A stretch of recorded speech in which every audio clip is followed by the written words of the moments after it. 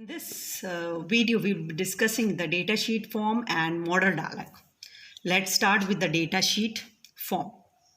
For creating a datasheet form, we are going to click on the table. First of all, on the table in the navigation pane, that is your student table.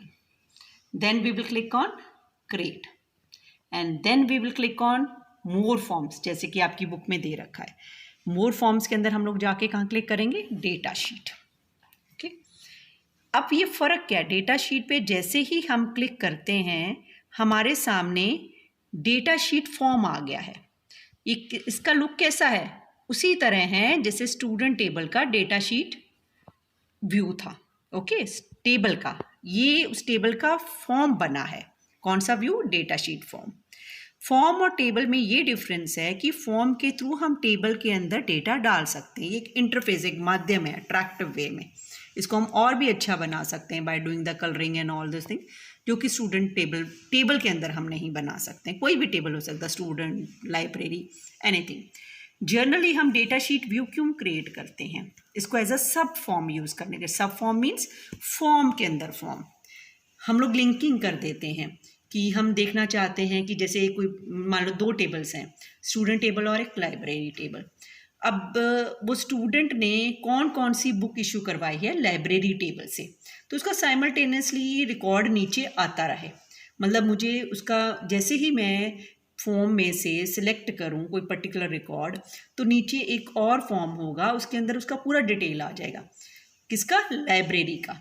अब दो tables हैं यहाँ पे, student table and library table. और student, एक particular student को जैसे ही मैं सिलेक्ट करूँगी दूसरे टेबल में से उसका डेटा आ जाए. ठीक है, तो तब जनरली वहाँ पे यूज़ आता है ये कौन सा हमारा फॉर्म? Data sheet form. मैंने एक आपके लिए फॉर्म ऐसा क्रिएट कर रखा है. I will show you that. Let's cancel this one. Do you want to save changes? I don't want to save changes. This is your data sheet example. I will right mouse click, open it. तो ये देखो, ये ऊपर क्या आ रहा है मेरा? जैसे सेकंड स्टूडेंट है ना, आशु वार्ड 1 असंत, और ये उसका लाइब्रेरी टेबल है एक अलग से, उसका पूरा डिटेल आ गया. अब जैसे मैंने यहाँ पे मैं कर देती हूँ 3 मैंने क्लिक किया, एंटर प्रेस किया. ओके, तो ये देखो नीचे मुझे उसका पूरा रिकॉर्ड, लाइब्रेरी का रिकॉर्ड आ गया. ठीक है. थर्ड, उसने मैथ्स की बुक इशू करवा रखी है. कब करवाई थी? फैब के मंथ में 5 डेट को, है ना. अब दूसरा और कोई उसके पास रिकॉर्ड नहीं है. अब जैसे मैं यहाँ पे देखती हूँ सेकंड वन, मैंने सेकंड पे करके एंटर किया, तो ये देखो सेकंड पूरा रिकॉर्ड उसका कॉरस्पॉन्डिंग कौन से दूसरे टेबल से उठ कर ये आ गया. उसने कंप्यूटर की बुक इशू करवाई है थर्ड तारीख 3 तारीख को, तीसरे महीने में. एक उसने साइंस की बुक इशू करवाई थी 2 डेट को, जैन के मंथ में 2/1/2020, उसकी कॉरस्पॉन्डिंग आ गई. तो ये कौन सा है? ये डेटा शीट व्यू है. और ऊपर वाला कौन सा है? सिंपल फॉर्म है. दोनों फॉर्म है, लेकिन फॉर्म के अंदर फॉर्म है. ये कौन सा है? सब फॉर्म है. ठीक है, तो ये कौन सा व्यू आ रहा है? डेटा शीट व्यू आ रहा है फॉर्म का, लेकिन ये क्या है? हमारा सिंपल फॉर्म व्यू है. तो जनरली जो डेटा शीट व्यू है वो एज अ सब फॉर्म में यूज़ होता है, क्योंकि उसका लुक तो वैसा ही आता है कि कैसा, जैसे स्टूडेंट का डेटा शीट व्यू है. तो जनरली उसको फिर हम यूज़ कहाँ करते हैं? एज अ सब फॉर्म, जब काफ़ी रिकॉर्ड हम लोगों ने देखने हैं कॉरस्पॉन्डिंग. Is it okay? और ये जो मैंने क्रिएट किया है फॉर्म, किसके बेसिस पे किया था? एक स्टूडेंट टेबल जो मैंने आपको पहले दिखाया था.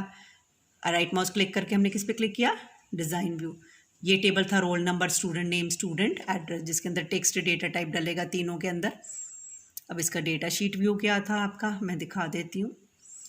ये ओपन किया मैंने, तो इसके अंदर रिकॉर्ड्स हैं अलग अलग. आशु है, अनिल है, then Rashmi is there, Harsh is there.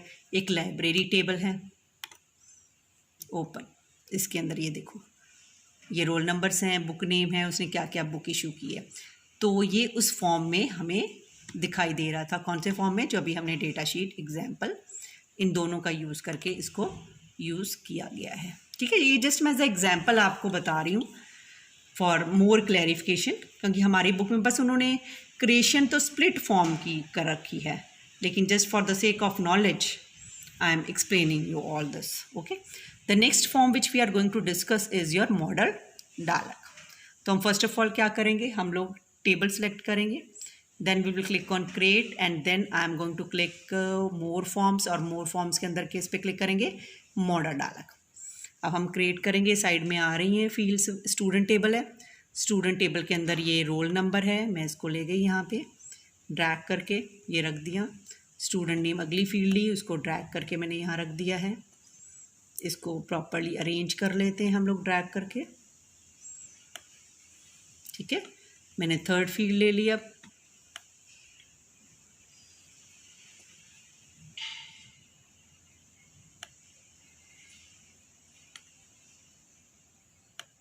ये डिज़ाइनिंग हो रही है अभी किसकी, फॉर्म की। कौन से फॉर्म की, मॉडल डालक में।